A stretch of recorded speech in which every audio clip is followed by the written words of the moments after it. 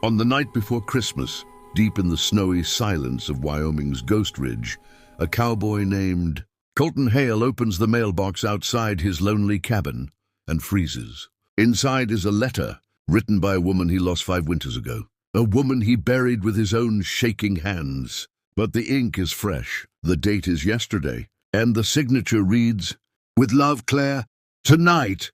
Something is coming for him through the snow. Not a ghost, not a miracle, but the truth that will break him or save him. Colton Hale had long accepted that Christmas wasn't meant for men like him. The snow came every year, burying the valleys, the hills, and the memories he tried so hard to forget. The world softened during the holidays, lights glowing, children laughing, bells ringing. But none of that warmth ever reached his cabin tucked beneath Ghost Ridge, not since Claire died. She had been the only light in his rugged life, a school teacher who smelled of pine and warmth, a woman who could read his silence like an open book. And 5 years ago, on Christmas Eve, she vanished into a storm that swallowed the land whole. They found her too late, or so he believed. Colton buried her with trembling hands and buried his heart with her. Tonight was supposed to be like every other Christmas Eve, quiet, lonely, snow-filled. He walked through the icy wind toward the old mailbox by the fence. Nobody wrote to him anymore, not since he pushed the world away. But when he opened the box, the breath froze inside him. A letter lay inside, new, crisp, white as bone. The handwriting hit him in the chest like a horse kick. Claire's graceful loops, her unmistakable script. He tore the envelope open with numb fingers, his heartbeat thundering louder than the wind. "My dearest Colt, meet me where the pine trees bend. Midnight, I need you, Claire." He felt the world tilt. The pine trees, their secret place, where she'd tell him her fears, where she whispered she loved him for the first time. Midnight was just an hour away. Snow pounded the land as he saddled his horse.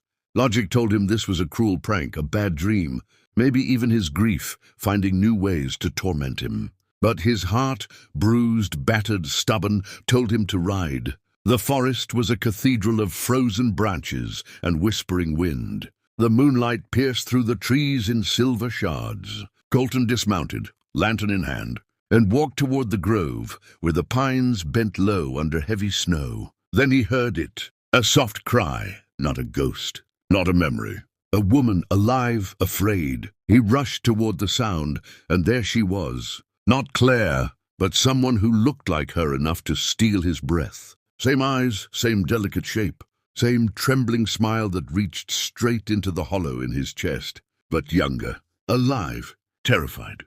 She stumbled toward him. "Colton Hale?" His throat locked. Who are you?" "I'm Elise," she whispered, wrapping her arms around herself. "Claire was my sister." The world spun. He staggered back. It felt like the earth cracked under him. Claire never told him she had a sister. Never told him anything about her past at all. Elise handed him a second letter, weathered, old, the edges softened like it had been, opened 1,000 times. "She wrote this for you. She told me if anything ever happened to her, I had to deliver it. But I was scared. I disappeared. I shouldn't have. I'm sorry." His hands shook as he opened the old letter. "Colt, if life ever separates us, don't close your heart. Don't hide. Promise me you will love again, even if it's not me. Claire?" His tears fell before he could stop them, hot drops melting the snow on the page. Elise watched him with trembling hope, like she was afraid to breathe. "Colton, I had nowhere else to go," she whispered. "I found her diary. It said you were the only person she ever trusted. I didn't send that first letter to hurt you.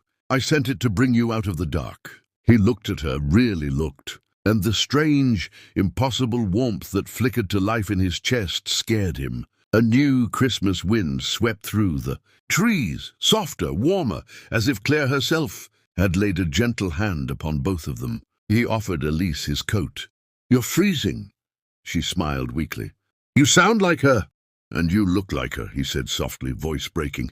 "But you're not her. You're you."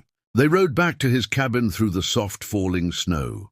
2 broken souls, connected by grief, guided by the love of a woman who was gone, but not forgotten. Inside the warm glow of the cabin, Elise whispered, "Claire wanted you to live again, Colton.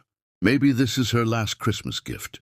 Colton looked at the fire, breathing slowly, letting the warmth fill the empty places inside him. Maybe Claire was right. Maybe love didn't die. It simply found new paths, new beginnings. And that Christmas Eve, for the first time in 5 long winters, Colton Hale felt something return to him. Hope, and maybe, just maybe, love.